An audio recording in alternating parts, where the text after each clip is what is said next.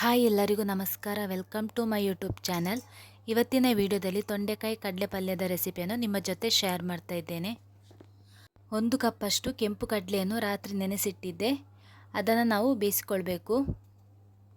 ಕುಕ್ಕರಿಗೆ ನೆನೆಸಿಟ್ಟ ಕೆಂಪು ಕಡಲೆ, 1 ನೀರುಳ್ಳಿ, 1 ಸ್ಪೂನ್ ಮೆಂತೆ. ಇಲ್ಲಿ ನಾನು ಮೆಣಸಿನ ಹುಡಿ ಹಾಕ್ತಾ ಇಲ್ಲ, ಪದಾರ್ಥಕ್ಕೆ ಅರ್ಧಿಟ್ಟ ಮೆಣಸಿದೆ, ಅದನ್ನು ಹಾಕ್ತಾ ಇದ್ದೇನೆ.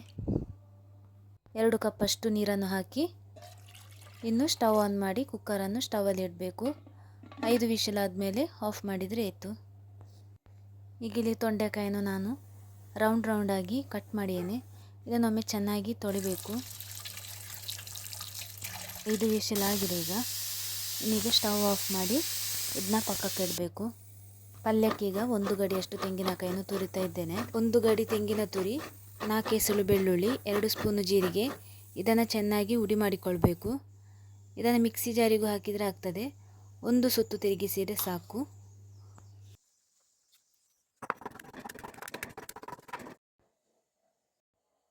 ಕಡಲೆ ಚೆನ್ನಾಗಿ ಬೆಂದಿದೆ. ಈಗ ಇದಕ್ಕೆ ರುಚಿಗೆ ತಕ್ಕಷ್ಟು ಉಪ್ಪು ಹಾಕಿ ಒಮ್ಮೆ ಚೆನ್ನಾಗಿ ಮಿಕ್ಸ್ ಮಾಡಿಕೊಳ್ಬೇಕು. ಇನ್ನು ಸ್ಟವ್ ಆನ್ ಮಾಡಿ ಬಾಣಲೆ ಇಟ್ಟು ತೊಂಡೆಕಾಯಿನ ಹಾಕಿ ನಾವು ಬೇಯಿಸಬೇಕು. 1 ಕಪ್ಪಷ್ಟು ನೀರು ಹಾಕಿದರೆ ಸಾಕು. ತೊಂಡೆಕಾಯಿ ಸ್ವಲ್ಪ ಬೆಂದ ನಂತರ ಬೇಯಿಸಿಟ್ಟ ಕಡಲೆಯನ್ನು ಕೂಡ ಹಾಕಿದರೆ ಆಯಿತು. ರುಚಿಗೆ ತಕ್ಕಷ್ಟು ಉಪ್ಪು ಮತ್ತು ರುಚಿಗೆ ಬೆಲ್ಲವನ್ನು ಹಾಕ್ತಾ ಇದ್ದೇನೆ. ಮುಚ್ಚಳ ಮುಚ್ಚಿ ಬೇಯಲಿಕ್ಕೆ ಇಟ್ಟರೆ ಆಯಿತು. ತೊಂಡೆಕಾಯಿ ಕಡಲೆ ಚೆನ್ನಾಗಿ ಬೆಂದಿದೆ. ಈಗ ಕೊನೆಯದಾಗಿ ಅರ್ಧಿಟ್ಟ ಅಂತ ತೆಂಗಿನ ತುರಿಯನ್ನು ಹಾಕ್ತಾ ಇದ್ದೇನೆ.